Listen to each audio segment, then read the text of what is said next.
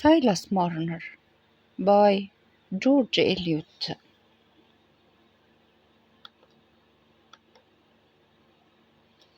Who is George Eliot? George Eliot is the pen name or a pseudonym of Mary Ann Evans. Mary Ann Evans was one of the leading English novelists of the 19th century or the Victorian Age. She was born in 1819 and died in 1880. Her novels are celebrated for their realism and psychological insights.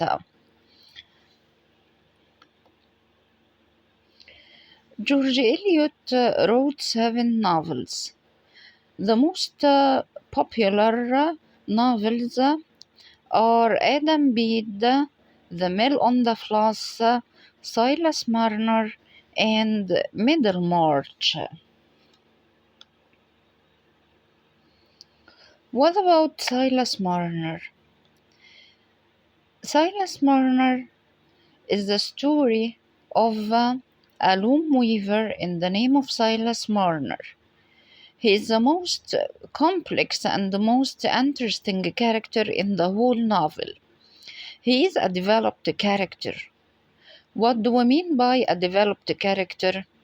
It means there is a change in his character, which can be better illustrated by dividing his life into 3 different stages.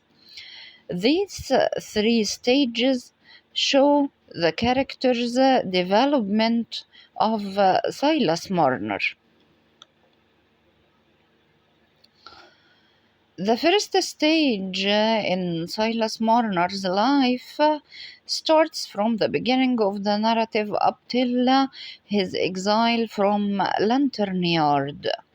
Lantern Yard is the name of the place or the town in which he was living. At this time, Silas is about 25 years old. He is a blind trust of everything. He is a blind trust of his friend William Dane, his fiancée Sarah, and his religious sect. This is a defect in his character. He is so naive. This is due to his general ignorance and the lack of both education and experience. He fails to protect himself from anything, and he is completely ruined by this. He is shocked by his best friend's betrayal. His best friend is William Dane.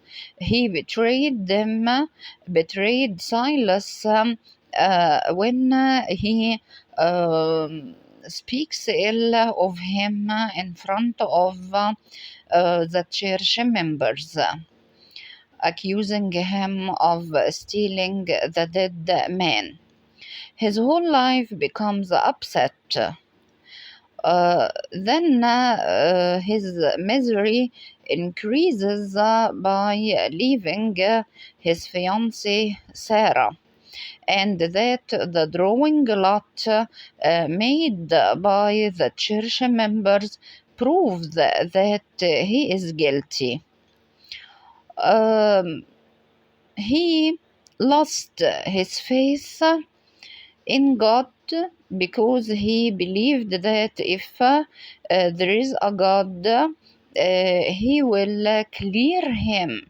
But the drawing lot proves that he is guilty, and this is wrong.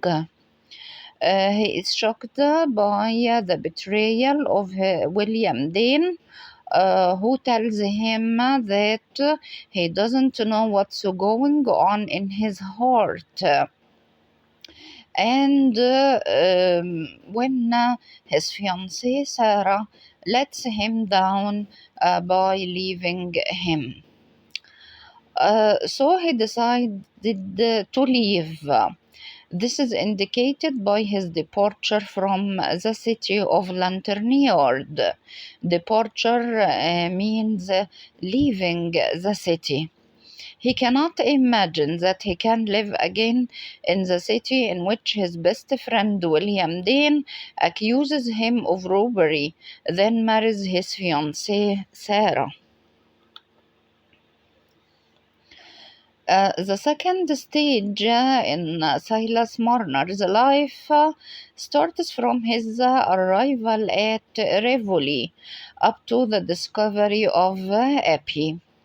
Rivoli is a village. In this stage, Silas is a hard-hearted man, filled with bitter feelings.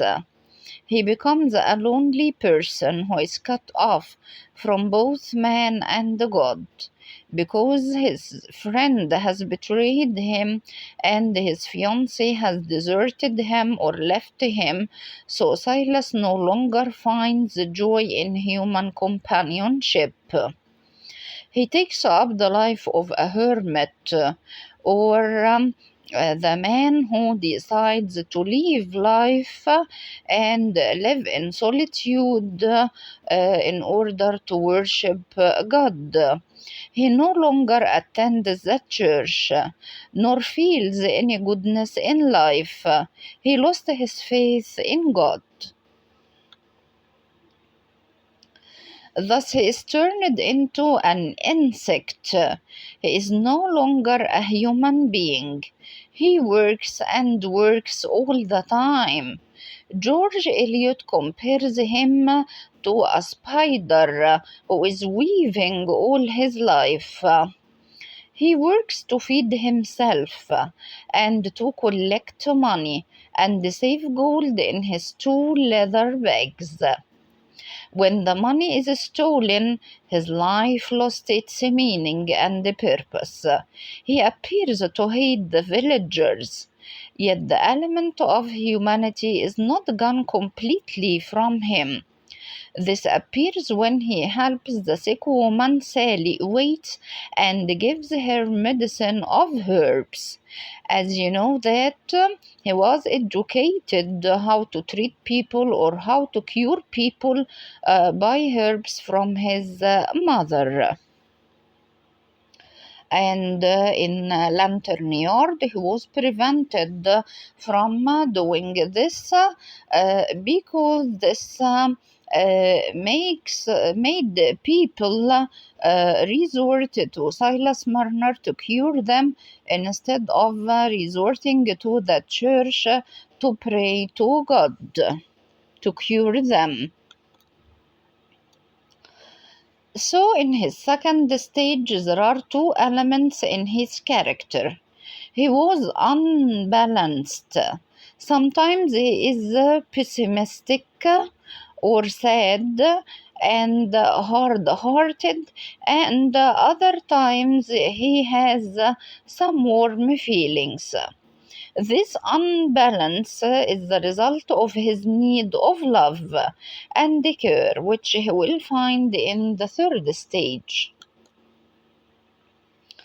The third stage in Silas' life starts from his discovery of Appy up to the end of the novel. He feels responsible for the young girl. His life before was destroyed because of the loss of women, but now he has a purpose in life. He begins to change. He turns from saving money to raising a child. He has left his thoughts of the past and begins to think of the future. By the end of the novel, he becomes human again. People begin to love and respect him.